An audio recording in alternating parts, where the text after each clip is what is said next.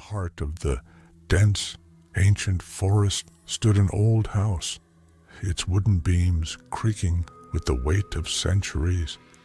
The house, shrouded in mist and shadow, had a dark history, whispered by locals in hushed tones.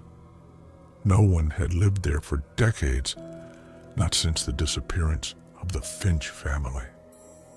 One cold autumn evening, Daniel and Claire, a couple eager for a quiet retreat from their bustling city life, decided to rent the forest house. They had heard the rumors but dismissed them as mere superstition.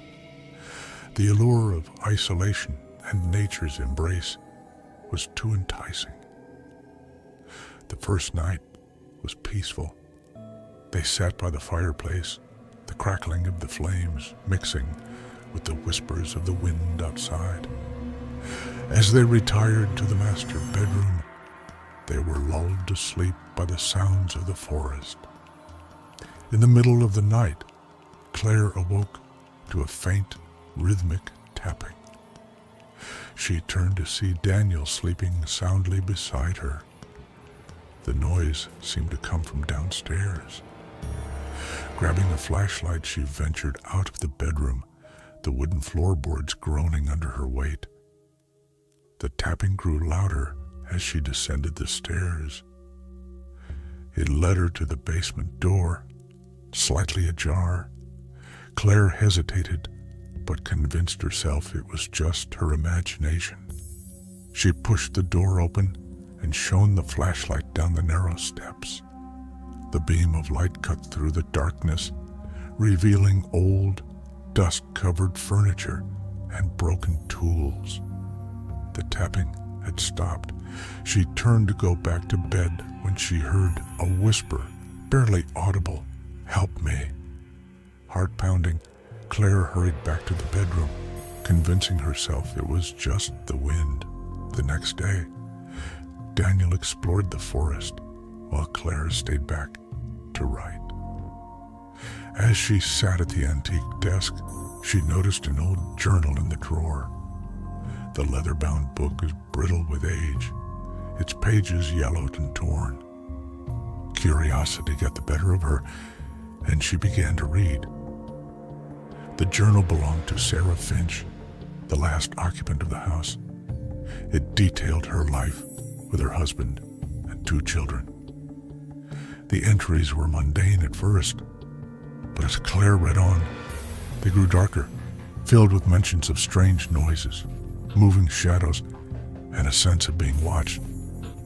One entry caught her eye. October 31st, 1903. I cannot stand the tapping at night. It grows louder, more insistent. I feel its eyes on me, even in the daylight. Thomas says it's just the house settling, but I know better. Something is in this house, with us. Claire felt a chill run down her spine. That night, she told Daniel about the journal.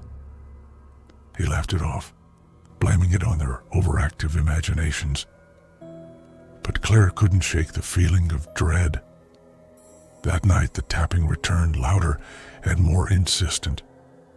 Daniel woke up this time, and they both listened, fear gripping their hearts. The tapping led them once again to the basement door. Armed with a flashlight and a sense of determination, they descended the stairs together.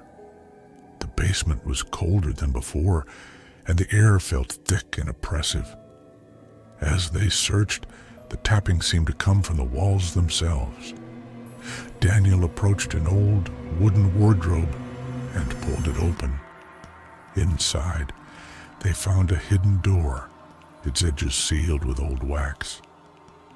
Breaking the seal, they pried the door open to reveal a narrow, pitch-black tunnel.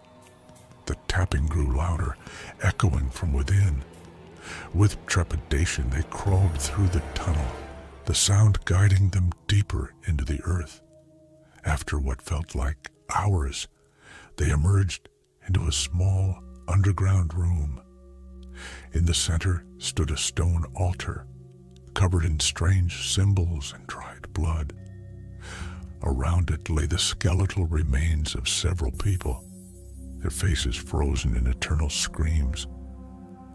Among the bones, they found a small, decayed diary. Claire recognized the handwriting immediately. It was Sarah Finch's. The final entry read, "They come at night, demanding a sacrifice. We thought we could escape, but they followed us even here. They will take us all." Suddenly, the air grew colder, and the shadows around them began to move. Eyes glowing with an unnatural light appeared in the darkness, and the tapping resumed, now deafening. Daniel and Claire tried to flee, but the tunnel had collapsed behind them. The creatures closed in, their whispers filling the room, promising pain and despair. The couple clung to each other, knowing there was no escape. Their screams echoed through the forest, but no one heard them. The house stood silent once more, waiting for its next visitors.